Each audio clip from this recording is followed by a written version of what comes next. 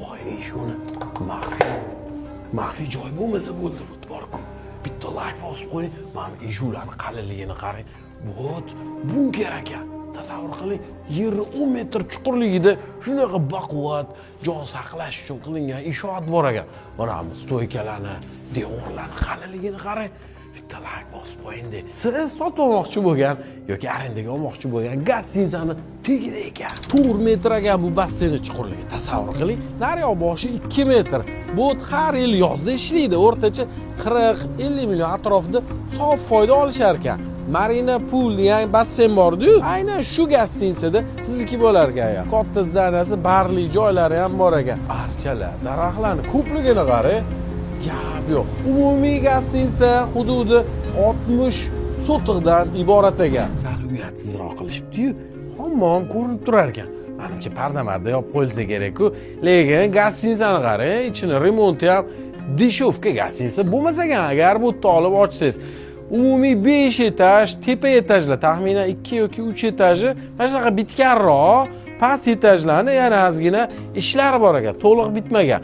Eng zo'r joyi yer, nedvijima sotib olganda hamma biladigan lokatsiyadan sotib olsangiz, o'sha joy har doim yurib ketadi.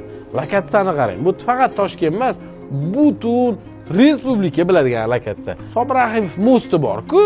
Sobrahimov mostidan shunday ipodrom tomonga o'tganda gaydan o'tish bilan mana shu o'ng qo'lda ekan. Qarang, takoy panoramli oynalar, yo'llarni, shaharni tomosha qilib o'tiradigan joy ekan. Mana deyarli bunaqa bitgan xonalari ham ko'p. Umumiy 80 ta nomer bor ekan. Tasavvur qiling, 80 ta. Yaxshigina katta gastinsali bo'largansiz-da. Gastinsani shunday orqa tomonida katta angarli sklat ham bor ekan. Bu yerda $7,000 ga arendaga berishgan ekan. Endi o'zligi boshida remont qilishganligi uchun qanchadir vaqt $3,000 mi, $4,000 berib turishar ekan va yana qanchadir vaqtdan keyin $7,000 berishni boshlashar ekan. Voy. Bu Düsel sklat ekan-ku, mana buni qarang. Düsel ham sklatlari ko'p-a. O'zi bilasiz, Düsel aynan mana shu elektrika mahsulotlarini ishlab chiqaradigan gigant kompaniya hisoblashadi-yu. Qarang, kishi bilmas, joylarda ham mana gigant sklatlar qilib qo'yishgan. Shunda gastinsiz orqasida Düsel sklatidan bu remontlar uchun xohlagan lampochka simpimlarni shunday olib chiqib, chala joylarni remont qilib yurar ekansiz. Bilasiz, juda sifatli mahsulot Düsel. Mana shu 60 sotiqlik tayyor pul keltirib turadigan joylari, sklat, basseynlari bilan shu joyi arendaga bosib olsangiz bo'ladi. Xohlasangiz plyus ko'p bo'lsa, muammo emas, sotib olishar ekan. Yer peri gastinsa siz ko'rgan o'sha bunkerlari bilan, pul keltiradigan joylari bilan havoda chala joylarini bitirib olasiz, arendaga berilganda. Buni plyus-minus qilib turib qanaqadir sizga vaqtlar ham beriladi.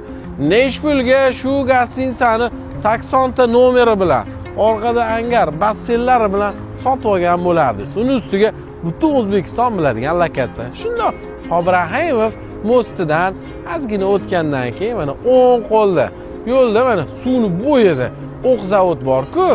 Mana bu yoqda Komko o'q zavod. O'shani pashti yonida. Nesh pulga olgan bo'lardingiz?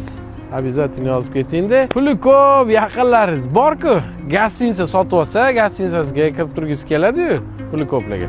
O'shalarga tarqatib qo'ying. Yaqiningizda sizga VIP bo'lib ketadi.